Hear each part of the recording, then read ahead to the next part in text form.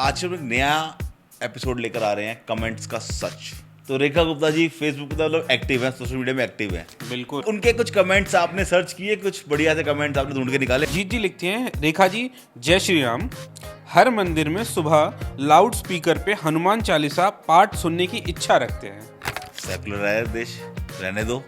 हर चीज में तुम्हें कम्युनल चीजें डाल दिएगा। अरे मैं हिंदू हूँ, मुझे सुननी है हनुमान चालीसा भाई, आपको क्या दिक्कत हो रही है। अजय कुमार जी लिखते हैं, बड़ी बहन नमस्ते, हमारे घर पर 2 महीने से गंदा पानी आ रहा है। जब से शायद मैंने पत्रकारिता स्टार्ट करी है ना, शायद मेरा पहला एपिसोड गंदे पानी पे ही था। तो आज भी वही हालात हैं, तो गंदे पानी पे कुछ काम हो जाना चाहिए। अगला कमेंट पढ़ते हैं, हिंदू युवा वाहिनी की तरफ से आया है। ओके, ये कहते हैं, मैडम आपके राज्य से एक महिला को बंगाल पुलिस उठाकर ले जाती है और आप कुछ नहीं करते। जितेंद्र सिंह जी लिखते हैं, दिल्ली होमगार्ड बस मार्शल को 3 महीने से सैलरी नहीं मिली। मैं हमारे एमएलए हैं जर्नैल सिंह जी, मैं इनके साथ ही बैठा हुआ था जब ये स्कीम आई ना बस मार्शल्स की। तो मैंने इन्हें बात बोली, मैं कहा आप ना एक बेरोजगारों की फौज खड़ी कर। विपिन गुप्ता जी हैं, ये लिखते हैं, ऑपरेशन सिंदूर की कीमत तुम क्या जानो रेखा गुप्ता। मैंने पढ़ा ये कमेंट। तुम्हें मैंने जब से दिल्ली का सीएम देखा है, तुम्हें कभी सिंदूर लगाकर नहीं देखा।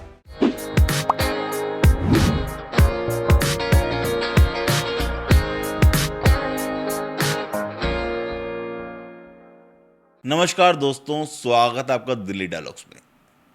तो दिल्ली डायलॉग्स के अंदर आज हम एक नया एपिसोड लेकर आ रहे हैं, कमेंट्स का सच।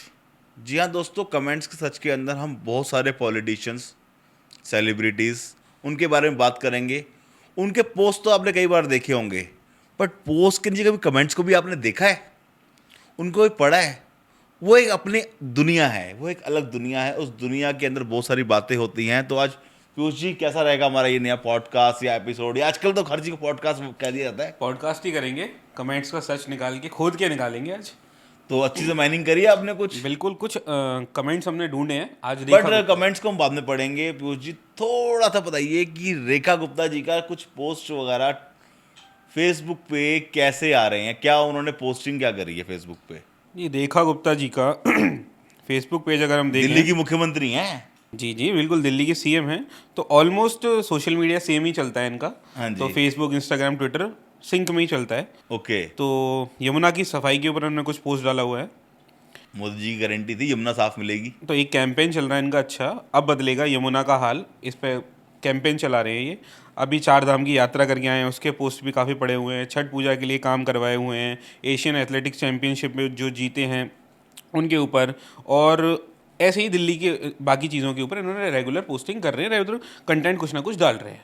तो पीछे एक अनुपम खेर जी के साथ इनका भी हुआ था, जी, पॉडकास्ट हुआ था, वो डाला इन्होंने। जी जी, एक उन्होंने, हाँ जी, थोड़ा सा पीछे जाना पड़ेगा, कल के डेट में वो पोस्ट है।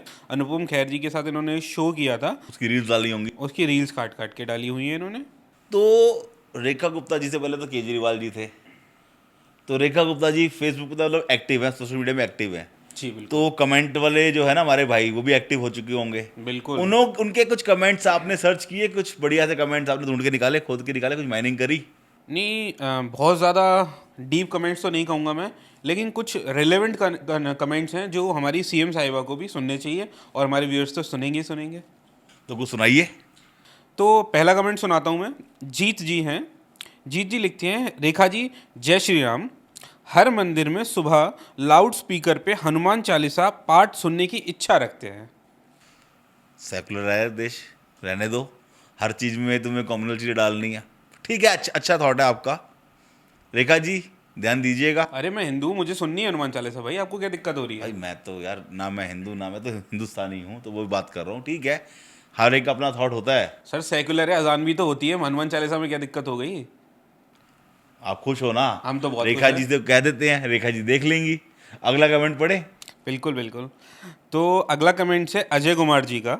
अजय कुमार जी लिखते हैं, बड़ी बहन नमस्ते, हमारे घर पर 2 महीने से गंदा पानी आ रहा है।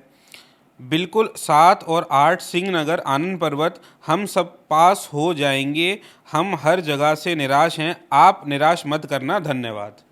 रेखा जी बड़ा ही इंटरेस्टिंग कमेंट है, और इनके दुख, दर्द और पीड़ा इस कमेंट में छिपी हुई है। बेचारे बहुत परेशान हैं, गंदा पानी आ रहा है। गंदे पानी समस्या आज से नहीं है, बहुत टाइम से हो रही है।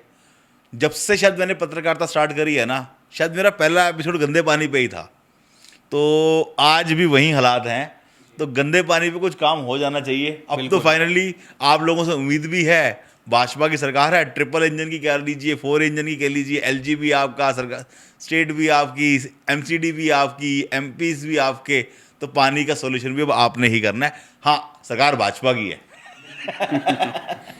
तो अगला कमेंट पे चलते हैं हम। हाँ जी, हाँ जी। स्वामी त्रिभुवन दास जी कहते हैं रेखा गुप्ता जी को, यमुना में गिरते नाले बंद नहीं करेंगे, खाली सेवाल पन्नी को निकालने को सफाई नहीं कहते। इस पर क्या कहेंगे महाजन जी? देखिए, ये बात तो सही है कि यमुना की सफाई तभी हो सकती है जब यमुना में जो गंदे नाले गिर रहे हैं ना, इनका कोई हल नहीं निकलता। पर बीच बट में सोल्यूशन बात ये भी है, आप बोलिए, कुछ कह रहे थे। बीच में एसटीपीज की बात चल रही थी। देखिए, टाइम लगेगा ना, कोई रातों रातों बन नहीं जाने हैं। बिल्कुल। बट जब तक जो गार है, गंदगी है जो ऊपर से नजर आ रही है, बट आज यमुना के पास से निकलो ना, कुछ फर्क तो नजर आता है। हाँ, ये मैंने ऑब्जर्व किया है। मैं यमुना क्रॉस करके ही आता हूँ, तो मैंने देखा है जो यमुना का जो पानी है काफ़ी हद तक साफ दिखने लगा है। देखिए, ऐसा है कि हम 100 दिन या साल भर में जो यमुना गंदी 60 साल में हुई है, उसको 100 दिन में या साल भर में सोचें कि साफ हो जाएगी, बिल्कुल तो नहीं हो पाएगी। हाँ, मुझे याद है, मुझे एक इंसिडेंट सुनाऊं। जी बिल्कुल, बताइए। जनकपुरी से एमएलए साहब के इलेक्शन, एमपी के इलेक्शन लड़ रहे थे जगदीश मुखी जी। जगदीश मुखी जी। हाँ जी, वो गवर्नर भी रहे हैं, बाद में भाजपा के बड़े लीडर रहे हैं, काउंसलर भी होते थे। जी। उनका एक बार भाषण सुन रहा था मैं। उन्होंने कहा था कि यमुना के साथ में ना पैरेलल, अभी जब तक हम सफाई नहीं कर सकते, पैरेलल 2 ड्रेनेज बना देने चाहिए। जो नाले सीधा यमुना में गिर रहे हैं ना, वो यमुना में ना गिरकर हम पैरेलल ड्रेन में डाल दें। ओके। वहां से पानी सक करके एसटीपी में डालें, एसटीपी से फिर क्लीन करके उसको यमुना में डालें, या उसको कहीं और रीयूज करते हुए यूज कर लिया जाए। मतलब साफ नहीं कर पा रहे तो गंदा और मत करो। और मत करो। तो उन्होंने एक आइडिया दिया था, अपने भाषण में ही दिया था 2009 के चुनावों के दौरान। तो मैं रेखा जी से रिक्वेस्ट करूंगा, जगदीश मुखी जी, अतुल मुखी जी उनके बेटे हैं, उनसे बात करके अगर उनके पास आइडिया है तो इस पर आप इम्प्लीमेंट कर सकते हैं। बिल्कुल बिल्कुल। और नदियों का स्वभाव है वो खुद साफ कर लेती हैं खुद को। हम बस उसे और गंदा ना करें। बस हमसे गंदा ना करें तो यमुना तो अपने आप साफ हो जाएगी, अगर हमसे गंदा खुद बहुत ज़्यादा ना करें। बाकी सरकार के काम को मैं नंबर दूंगा, 50% नंबर तो देने बनते हैं, क्योंकि सफाई तो शुरुआत करी है। करिए, बिल्कुल जी, किया। अगले कमेंट्स पढ़े। हाँ जी, हाँ जी, प्लीज़। सो नेक्स्ट कमेंट है विपुल गुप्ता जी का। विपुल गुप्ता जी लिखते हैं, दिल्ली के चांदनी चौक में दिन दहाड़े 35 लाख की लूट। अब तो दिल्ली में 4 इंजन की सरकार है, वही फिर बात भी आ ये गई। आपकी वाली बात आ गई। देखिए जी, ये काम पुलिस का है। रेखा गुप्ता जी के अंडर पुलिस नहीं आती है, सेंटर के अंडर पे पुलिस आती है। रेखा गुप्ता जी, गुजारिश करूंगा, पुलिस आपकी सुनती है तो दिल्ली में ये प्रॉब्लम्स हैं। मेरी एक ना पुलिस वाले से बात हो रही थी, वो कह रहा था दिल्ली में ना 2 लाख क्रिमिनल्स हैं। 2 लाख? तो भैया अच्छा, 4 उसने आपको बता दिया? उन्होंने मुझे ऑफ द रिकॉर्ड बताया। पकड़ते क्यों नहीं फिर?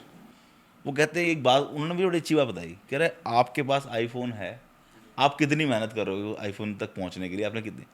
वही लड़का जो क्लस्टर में रह रहा है, वो भी, उसके भी शौक उतने ही हैं, तो वो शौक कहाँ से पूरे करेगा। देखा देखी में, सोशल मीडिया के ज़माने में वो फिर चीना जप्टी चोरी चकारी बढ़ गई है, और ये देखा देखी चक्कर में बढ़ती ही जा रही है, और इनको पकड़ना थोड़ा सा टास्क है। इसलिए शायद रेखा गुप्ता जी इनको हटाने के लिए झुग्गी झोंपड़ियों का भी अंत करने में लगी हुई हैं, कि जो अवैध झुग्गियाँ हैं, जो मतलब जिनका कोई अस्तित्व नहीं है।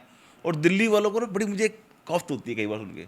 मैं दिल्ली में रहता हूँ, टैक्स भरता हूँ, काम करता हूँ, जीएसटी से लेके हर चीज़ करता हूँ, direct tax, indirect tax, even सब कुछ देने के लिए एक जॉब, अपना ऑफिस चलाता हूँ, सब कुछ करने के बावजूद भी मुझे सरकार से कोई डायरेक्ट बेनिफिट नहीं मिलता।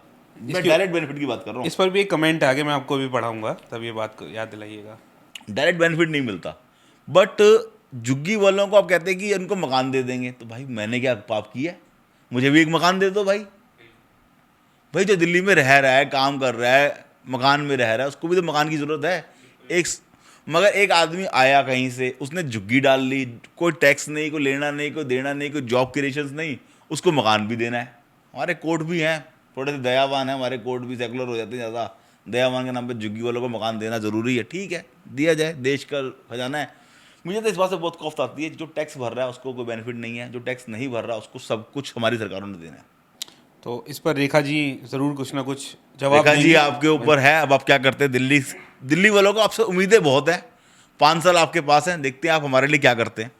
अगला कमेंट सर। अगला कमेंट पढ़ते हैं, हिंदू युवा वाहिनी की तरफ से आया है। ओके।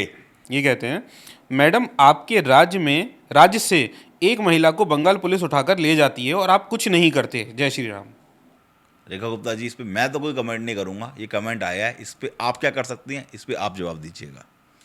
जितेंद्र सिंह जी लिखते हैं, दिल्ली होमगार्ड बस मार्शल को 3 महीने से सैलरी नहीं मिली, इस पर ध्यान देना चाहिए। सर मैं एक बात बताऊं, थोड़ा कंट्रोवर्शियल हो जाएगा।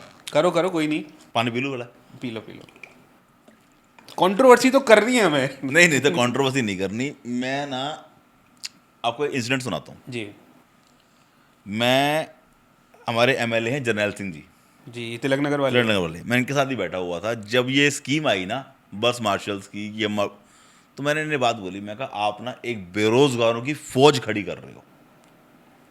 कह रहे नहीं हम तो नौकरी दे रहे हैं। मैं कहा आज आप नौकरी दे रहे हो, कल जब दूसरी सरकार आएगी ना, आप अपने वॉलेंटियर्स को नौकरी दे रहे हो, जो आम आदमी पार्टी के मैक्सिमम वॉलेंटियर्स हैं। आप पिक एंड चूज कर रहे हो, कोई आपने फॉर्म तो भर्ती करी नहीं है, 7 दिन की ट्रेनिंग, बन गए वॉलेंटियर। मैं कहा इन लड़कों के पास, ये 20 साल 21 साल के बच्चे हैं, इनके पास कोई स्किल नहीं आ रही है, ये तख्ती लेके खड़े हो गए हैं, स्विच ऑन स्विच ऑफ, ये प्रॉब्लम वो प्रॉब्लम, बट ये किसी काम नहीं आ रहे हैं। आप दिल्ली वालों को बेरोजगारी की फौज देके जा रहे हो। जिस दिन आपकी सरकार जाएगी, ये फौज बहुत लोगों को दिक्कत देगी। इनको काम कुछ नहीं आता, प्रैक्टिकल नॉलेज कोई नहीं है, कोई इनको टेक्निकल स्किल नहीं है, और सरकार आएगी तो वो चेंज करेगी। हिंदुस्तान में ऐसे होता है जी, और वो हो रहा है अब। तो ये इनको जॉब लेने से पहले सोचना चाहिए था कि भाई स्किल कितनी ज़रूरी है, और इस टाइप की जब आप जॉब लेते हो तो गवर्नमेंट चेंज होते ही ऐसी जॉब चली भी जाती हैं। काफ़ी अच्छा एक्सप्लेन किया आपने इस बात को, और मुझे समझ में आया, शायद हमारे व्यूअर्स को भी समझ में आया होगा ये बात। अगला कमेंट सर। नेक्स्ट कमेंट पढ़ता हूँ सर, थोड़ा सा कंट्रोवर्शियल है, मैं थोड़ा सा डाउटफुल था इसको रखूँ नहीं रखूँ, लेकिन मुझे लगा ये हमें लोगों को बताना चाहिए कि लोग इस तरह की बातें भी करते हैं। इस पर आपकी टिप्पणी जानना चाहूँगा मैं। विपिन गुप्ता जी हैं, ये लिखते हैं, ऑपरेशन सिंदूर की कीमत तुम क्या जानो रेखा गुप्ता, मैंने पढ़ा ये कमेंट। तुम्हें मैंने जब से दिल्ली का सीएम देखा है, तुम्हें कभी सिंदूर लगाकर नहीं देखा। देखो ये ना हर महिला का निजी है। दिल्ली में भाजपा से वो मुख्यमंत्री भी रही हैं, स्वर्गीय सुषमा स्वराज जी, जिनका सिंदूर जब हम छोटे होते देखते थे तो यहाँ तक जाता था, तो उनकी एक पर्सनैलिटी थी। बट इस पे ऑपरेशन सिंदूर से रेखा गुप्ता जी को जोड़ना कमेंट करने वाले की बेवकूफ़ी कहूँगा। तो रेखा गुप्ता जी, इस कमेंट को आप इग्नोर कर सकती हैं। और मैं भी इग्नोर करता हूँ, और हमारे व्यूअर्स भी इग्नोर करें, क्योंकि एक महिला की इंडिविजुअलिटी, उसकी मर्जी है, वो लगाए ना लगाए, आप लोग इस तरह की बातें नहीं कर सकते। तो प्लीज़ सर अगला कमेंट। भरत जी लिखते हैं, क्या सच में जितनी भी झुग्गियाँ तोड़ी जा रही हैं उनको उसकी जगह पक्का मकान दिए जाएंगे, एक अच्छा जीवन जीने का मौका दिया जाएगा? अगर ऐसा है तो सच में आप अच्छे नेता के साथ साथ सनातन धर्म का भी काम कर रही हैं। देखिए सर, अगर किसी की जेन्युइन प्रॉब्लम है, ये वो एक ज़माने से रह रहा है, तो मकान देना थोड़ा जस्टिफाइड है। बट ये एक हैबिट भी है कि भाई झुग्गी बनाई, रहना शुरू कर दिया। मेरे पास लाइफ का कुछ एक्सपीरियंस है, एक एक्सपीरियंस शेयर करता हूँ आपके साथ। जी एक झुग्गी वाले को मैंने बोला, भाई वो झुग्गी को डबल स्टोरी झुग्गी बना रहा था, तो मैंने उसको रोका कि मैंने कहा यार झुग्गी क्यों बना रहा है? कह रहा तुम मुझे झुग्गी वाला समझते हो, गाँव में मेरा तुम्हारे घर से बड़ा मकान है। भाई अगर जिसके पास गाँव में मकान है तो भाई गाँव चले जाओ, गांव के मकान को बेच के दिल्ली में आ जाओ। बट ये मत करो कि दिल्ली में हम रहेंगे झुग्गी में और गांव में बनाएंगे महल, वो वाला काम मत करो। हाँ रियल प्रॉब्लम है, सरकार को देखना चाहिए कि उस बंदे के नाम पे या उसके परिवार के नाम पे अगर उसके पास प्रॉपर्टी है तो उसको मकान ना दिया जाए। हाँ कोई बिल्कुल जायज़ बेघर है जिसके पास कोई ऑप्शन नहीं है, उसको मकान देना जायज़ है। रेखा गुप्ता जी, इस पर आप विचार कीजिए। बहुत अच्छी बात कही सर आपने, बिल्कुल होना भी यही चाहिए। अगला कमेंट पढ़ता हूँ रोशन शर्मा जी का, ये लिखते हैं, बड़ी ही सीरियस बात है सर ये। रेखा जी के निकम पार्षद पालम साध नगर विधानसभा में इंदर कौर कृष्णैया जी 50 गज के मकान पर भी 2 लाख की रिश्वत लेकर ही काम करने देते हैं। भाई मैंने देखा नहीं लेते हुए। सर उन्होंने लिखा है ना, इन पे बीती है। देखो रेखा गुप्ता जी, ऐसा कमेंट अगर आपके एफबी पे आया है या फेसबुक पे, इंस्टा पे, ट्विटर पे, कहाँ पर आया? एफबी पे, किस पे आया? फेसबुक पर आया हुआ है। फेसबुक पे आया तो प्लीज़ आप इसे संज्ञान जरूर लीजिए। एक दिन पहले आया हुआ कमेंट है। एक दिन पहले का कमेंट है, यानी कि आज से है 3 तारीख, तो यानी कि 2 जून का ये कमेंट है आपके पास। तो संज्ञान लीजिए, क्योंकि भ्रष्टाचार बहुत दिक्कत देता है लोगों को। अगर ऐसा कुछ हो रहा है तो प्लीज़ इस पर रोक लगाइए। एक बड़ा सुझाव आया है जय हिंद जय भारत की तरफ से। महोदय जी, कृपया दिल्ली में भूमिगत पार्किंग की बड़े पैमाने पर शुरुआत करें, नहीं तो आने वाले समय में बहुत बड़ी समस्या खड़ी हो जाएगी। पार्किंग की समस्या तो भाई बहुत है, क्योंकि दिल्ली में जब से फ्लैट सिस्टम या फ्लोर सिस्टम कह सकते हैं आया है ना, हर घर में 2 गाड़ियाँ हैं, और पार्किंग एक बनाते नहीं है। और 8 मकान है एक फ्लोर में, तो 8 दूनी 16 गाड़ियाँ से लेके 20 गाड़ियाँ हर एक फ्लोर में है। इतनी जगह तो ना नीचे खड़ी करने की है, ना स्टिल्ट पार्किंग में है। तो और पार्किंग को लेके तो बहुत झगड़े, बहुत वीडियोस वायरल होती हैं, तलवारें चलती हैं, लोगों की डेथ तक होती है। दिल्ली में पार्किंग समस्या है, और पार्किंग जब सरकार बनाने जाती है तो एक पार्किंग बनाने में टाइम बहुत ज़्यादा किल कर देती है। हमारे अगर वेस्ट दिल्ली की ही बात करें तो बहुत जगह पार्किंग तो बनी, मगर इतने ज़्यादा खर्च। अच्छा, इस पर ना एक सुझाव भी है रेखा जी, अगर आप भी सुन रहे हो मेरे इस एपिसोड को, या कोई भी सुन के रेखा जी तक बात पहुंचा पाए, तो एक सुझाव भी है मेरा कि जो हम पार्किंग बनाते भी है ना, तो उसकी पार्किंग कॉस्ट 3,000-4,000 मंथली रख देते हैं। जी बिल्कुल रखिए। हिंदुस्तान की दिल्ली है सर, दिल्ली में बंदा गाड़ी खरीदता है EMI पे, मैक्सिमम बंदा EMI पे खरीदता है। 10,000, 15,000, 16,000, 18,000 पे ऑलरेडी वो EMI भर रहा है। एवरेज 10,000 का पेट्रोल भर रहा है, उसके बाद वो 3,000 की पार्किंग नहीं भरना चाहता। बिल्कुल नहीं भरना चाहता सर। बट अगर आप उसके फंड्स को निकालना चाहते तो एक सुझाव है मेरा कि आप पार्किंग के बेसमेंट में ना, जी, आप वहाँ पे शॉप्स खोलिए, बेसमेंट में शॉप्स। डेंटर की, ओके। आप अपना कार एक्सेसरीज की, आप बॉडी शॉप खोलिए, आप कार वॉशिंग वालों को खोलिए। ये कई कंट्रीज में होता भी है मेरे ख्याल से ये। होता भी है। जी। तो अगर आप वहाँ पे खोलेंगे ना, तो उस शॉप के रेंट से एक तो उनको रोजगार ज़्यादा बढ़ जाएगा, क्योंकि अगर वहाँ पे शॉप्स होंगी तो ऑब्वियसली मैं अपनी गाड़ी छोड़ के जा रहा हूँ, मेरी गाड़ी मेरे को रात को डेंटिंग वेंटिंग का काम कराना है, तो रातों रात वो काम खत्म हो जाएगा। सुबह गाड़ी मेरे को साफ मिलेगी, मुझे गाड़ी की क्लीन करानी है, वॉशिंग करानी है, तो मुझे स्पेशल 2 घंटे स्पेयर नहीं करने पड़ेंगे। बड़ा कन्वीनियंट मैं भी हो गाड़ी जाएगा। पार्किंग में जाके लगाऊंगा, और गाड़ी को अपनी वॉशिंग भी करा लूंगा, साफ सफाई भी करा लूंगा। गाड़ी में कोई मुझे एक्सेसरीज डलवानी है अलग से, तो उसको बोल भी दूंगा भाई एक्सेसरीज लगा दे, कोई लाइट खराब हो रही है, कुछ एक्स्ट्रा डलना है, ऑयल चेंज होना है, टेंट सर्विस भी हो जाएगी, और पोल्यूशन भी वहीं हो जाए, गाड़ी का पोल्यूशन चेक करना वो भी वहीं पे ही हो जाए। तो जो एक तो जाम नहीं लगेगा, आपको वहाँ से रेंट भी आ जाएगा, और आपको लोगों से पैसे भी नहीं लेने पड़ेंगे, या बहुत ज़्यादा नहीं लेने पड़ेंगे, मिनिमल चार्ज पे आप वो चीज़ चार्ज करा मिनिमम दो। हो जाए। जी। तो ये एक अच्छा सजेशन है मेरे तरफ से, अगर कोई इस पर इम्प्लीमेंट करना चाहे तो। तो अमित जी, अभी क्या है हाल फिलहाल में ना, स्ट्रीट डॉग्स के लिए रेखा जी ने एक्शंस लिए थे, तो उस पर थोड़ा सा उनको ट्रोल किया जा रहा है। तो एक ईशिका क्या स्ट्रीट डॉग लवर नहीं है, क्या कह रहे हैं कमेंट पहले बताइए। तो ईशिका कौशिक जी इंस्टाग्राम पे लिख रही हैं, shame on you, stop targeting voiceless for your dirty politics, will never vote BJP again. देखिए, जिन्होंने बीजेपी को वोट नहीं देना ना, वो कुछ अच्छा करे या बुरा करे, बीजेपी को वोट नहीं देंगे। कुछ लोगों की, मेरा एक मानना है पॉलिटिकली, मैं कुछ बात को मान के नहीं, चलता शी हूँ। Is saying will never vote BJP again, यानी पहले वोट किया है, ये वोटर है। अच्छा, एक बात बताऊँ, जो बीजेपी का वोटर है ना, मैं इतनी बार जानता हूँ, बीजेपी का वोटर बीजेपी का ही रहता है, वो बदलता नहीं जल्दी से। सर नहीं, मैं इस पर आप ये कहूँगा, कहीं ना कुछ वोटर ऐसा था जो इस बार मूव हुआ था, जो न्यूट्रल वोटर जिसे हम कहते नहीं नहीं हैं। नहीं, मैं बताता हूँ आपको, मैं इसका मैथ समझाता हूँ मैं आपको। हाँ समझाइए बिल्कुल। मेरे दिल में बड़ी तमन्ना है, मैं बहुत लोगों को समझाता भी रहता हूँ। दिल्ली में हम मान के चलते हैं on an average, her BJP लगभग 50-60% पोलिंग होती है, 70% पोलिंग होती है। 70% पोलिंग के अंदर ना 25% बीजेपी का वोटर ऐसा है जो किसी को भी खड़ा कर दो। लोग बोलते हैं 35% है, वो 35 नहीं है, वो 25% वोटर है जो किसी को भी खड़ा कर दो, काला कुत्ता खड़ा कर दो, मतलब वर्ड में यूज नहीं करना जो चाहता, कहावत है नॉर्मली यूज की जाती है। वो बीजेपी को ही वोट पड़ेगा। उसके बाद 10% वोटर वो है जो बीजेपी का मंडल कमंडल, फलाना अध्यक्ष, ढिमकाना अध्यक्ष, ये परिषद, विश्व हिंदू परिषद, वो RSS, इससे जुड़े हुए जो समितियां हैं, संगठन का जो संगठन के जो व्यक्ति हैं, अगर आपने संगठन संभाल लिया तो आपको वो 10% वोट और बढ़ जाता है बीजेपी का। संगठन में अगर कोई नाराजगी हो गई तो 30%, 32% बीजेपी का कैंडिडेट हार जाता है। बीजेपी को मैक्सिमम 35% से लेकर 39% वोट पड़ती है, ये संगठन की वोट है। 4% वो है जो RW फ्लक्चुएट वोट है, वही मैं बात कर रहा वही वोटर पड़ते हैं। वो बहुत ही रेयर बीजेपी को पड़ते हैं। बीजेपी इसलिए दिल्ली में बहुत कम जीत पाती है, और इस बार जीती है क्योंकि वो जो 4% वोटर था बीजेपी को नहीं गया इस बार। जी। इस बार वो वोटर चला गया कांग्रेस को, और ट्रायंगुलर फाइट में बीजेपी इलेक्शन जीत गई। चलिए मैं अगले कमेंट पे ले चलता हूँ अमित जी। आपकी वाली बात आ गई इसलिए थोड़ा सा मैं जल्दी ले रहा हूँ।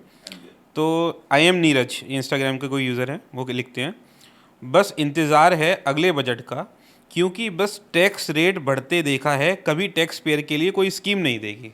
इसका मैं जवाब पहले दे चुका हूँ। मैं दोबारा सुनूंगा। टैक्स पेयर को हिंदुस्तान में ना कुछ देने का कॉन्सेप्ट ही नहीं है। जी।